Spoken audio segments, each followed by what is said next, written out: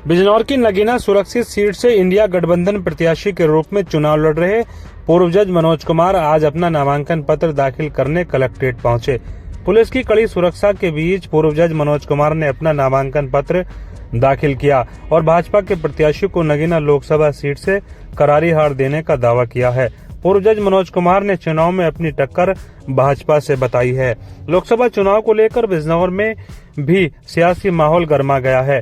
लोकतंत्र को बचाने के लिए पूर्व जज मनोज कुमार जज की कुर्सी छोड़कर चुनावी मैदान में छलांग लगा चुके हैं। पूर्व जज मनोज कुमार बिजनौर की नगीना सुरक्षित सीट से इंडिया गठबंधन के प्रत्याशी हैं और नगीना लोकसभा सीट से पूरे दमखम के साथ चुनाव लड़ रहे हैं। हालांकि पूर्व जज मनोज कुमार को जनता का भारी समर्थन मिल रहा है। नामांकन पत्र दाखिल करने पहुंचे पूर्व जज मनोज कुमार ने मीडिया से बातचीत करते हुए बताया कि वह चुनाव में अपनी टक्कर भाजपा से मानते हैं। पूर्व जज मनोज कुमार का कहना है कि शिक्षा सिर्फ कमाई का साधन नहीं होती, वह मान सम्मान, स्वाभिमान व लोकतंत्र के लाज बचाने के लिए चुनावी मैदान में उतरे हैं।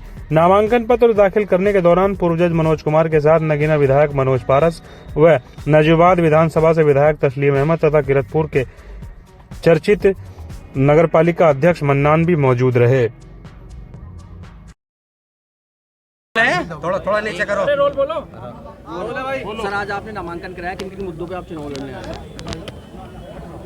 सबसे बड़ा जो इस मुल्क का मुद्दा आज की तारीख में है वो है संविधान बचाने की, संविधान की रक्षा करने की।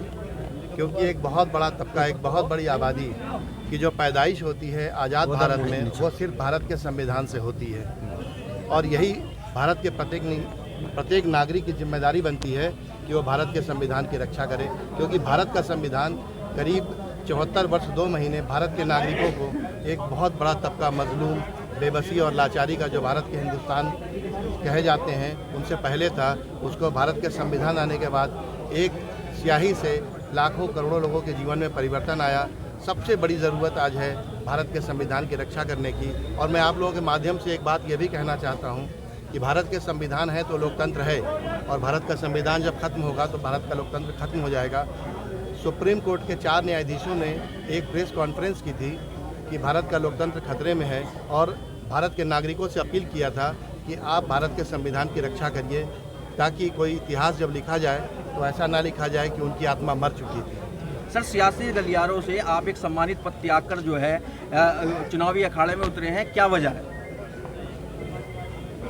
शिक्षा का मतलब मात्र रोजगार नहीं होता, रोजी रोटी नहीं होती, मान सम्मान भी होता है। और जिसका समाज पीड़ित हो, दौरान न्यायिक कार्य मैंने पाया एक बहुत बड़ा तबका, एक बहुत बड़ी आबादी कानून के शिकंजे में फंसी हुई है और सामाजिक न्याय के जो मूल सिद्धांत हैं उसके विपरीत वर्तमान सरकारें काम कर रही हैं, जिसमें हम लोगों ने चूंकि संविधान का फल चखा है, इसलिए हम लोगों की बड़ी जिम्मेदारी बनती है कि उसकी हम लोग रक्षा करें। इसलिए उनके अधिकारों और हक हकूक़ की बात करने के लिए हम जैसे लोगों को आगे आना होगा। और मैं भारत के प्रत्येक शिक्षित व्यक्ति से ये बात कहना चाहता हूँ जो किसी भी सेवा में, किसी भी स्तर पे है, किसी भी पद पर है, आसीन है, उसकी नैतिक जिम्मेदारी है कि वो भारत के संविधान की रक्षा करे।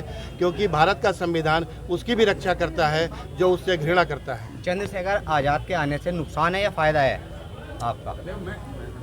चंद्रशेखर आज़ाद, चूँकि बात आप लोग कर रहे हैं, अभी पीछे भी एक पत्रकार साथी कर रहे थे बात, तो मुझे लगता है कि गठबंधन ही असली, और गठबंधन से ही जो जुल्मी सरकार है उनका मुकाबला किया जा सकता है। कोई भी निर्दलीय प्रत्याशी या किसी भी तरह का कोई भी दल का नेता अकेले लड़कर कोई भी चुनाव इस मुल्क का आज की तारीख में नहीं जीत सकता। सर, एक सवाल मेरा भी, आप बहुत कम समय में, चूंकि अभी आप राजनीति में आए हैं, बहुत कम समय में इतनी लोकप्रियता हासिल कर ली है, इसकी क्या वजह है? यह है कि भारत का संविधान जो डॉक्टर भीमराव अंबेडकर के द्वारा लिखा गया है उसकी हम लोग उपज हैं, उन विचारों के साथ हम लोग अडिग हैं।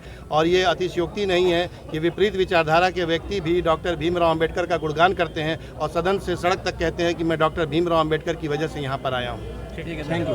बहुत बहुत शुक्रिया।